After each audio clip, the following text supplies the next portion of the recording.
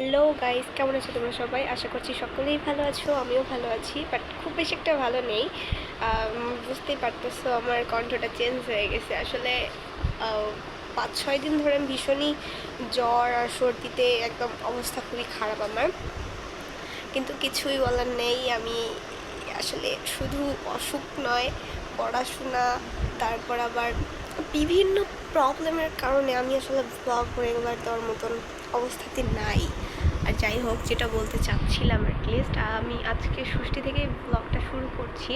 তো একটু আগে স্নান করলাম, এই জন্য চুলটা একটু ভেজা ভেজা আছে। ভাবতেছি একটু মন্দিরে যাব, তোমাদের সঙ্গে সব কিছু শেয়ার করব।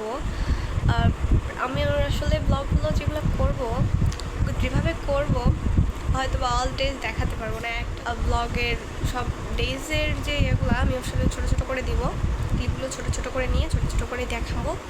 আর এডিট করার মতন টাইম আসলে আমার হবে কিনা আমি জানি না, যদি ব্লগটা দেরি হয়ে যায়, হতেও পারে, জানি না।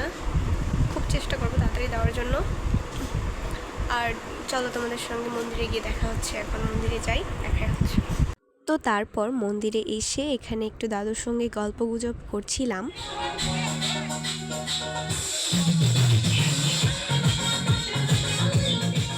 এখানে পুজোর জন্য সব কাজ বাজ করছিল দাদু। আর আজকে যেহেতু ষষ্ঠীর দিন, এই জন্য একটু সিম্পলভাবে সব কিছু রয়েছে। পর হয়তো আলোকসজ্জায় সজ্জিত হবে বলে আশা করছি। আর এখনো ভেতরে ভালো করে ডেকোরেশন হয়নি, জানি না আর কি কি করবে। এবছর সব কিছুই পুরো পরিবর্তন লাগছে আমার, মানে কোনো কিছুই আর আগের মতন লাগছে না। আমি আর রঙ্গন ভাইয়া এখন যাচ্ছি। কোথায় যাচ্ছি বলতো? আবার মন্দির দেখা যায় না। সো এই অন্ধকার হলেও এখন আমাদের ভয় লাগছে না, বিকজ চারদিকে লাইট। তো খুব ভালো লাগছে, তোমাদের সঙ্গে আমাদের সব শেয়ার করবো, চলো।